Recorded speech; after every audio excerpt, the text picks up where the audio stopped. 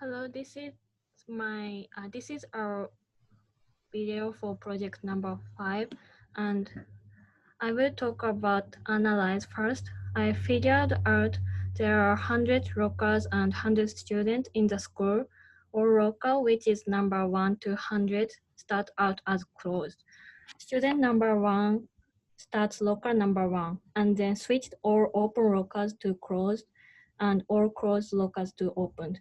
So all lockers will be open when student number 1 finished. And student number 2 comes in next and starts locker number 2 and switch the status of every other lockers. That means they will close lockers 2, 4, 6, 8, 10, and so on. And I analyze what's happened here. We study as a locker number that is the same as the student number, and switch its status. Then we added 2,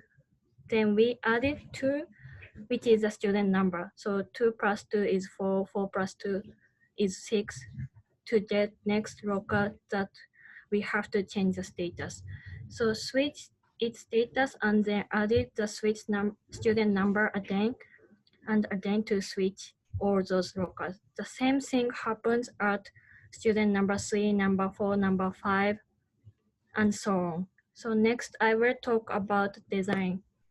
First, we made 100 elements using Boolean value which represent 100 lockers, and using for loop and represent each of students from 1 to 100.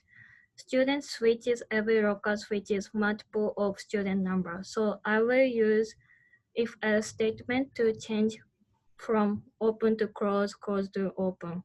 And at last, print all open lockers using system.out.println. Okay, I'll go over the code now. So here we just defined our class as just locker puzzle because that's kind of how it's described as the assignment. And here we have our main method. Originally, when we were working on this project, we had 2 different methods, one for the array where it returns an array value, but we found that this is just a lot more simpler and less code. So here we created our array and we decided to have our element type as Boolean. So either if it's true or false, and there's going to be 100 elements, which represents each of the lockers. So initially all the lockers are going to be closed. So we initialized every locker to start off with false, which is basically closed, by using a for loop. So here we kind of go into the meat of the project, just kind of trying to figure out how to change each of the lockers' positions.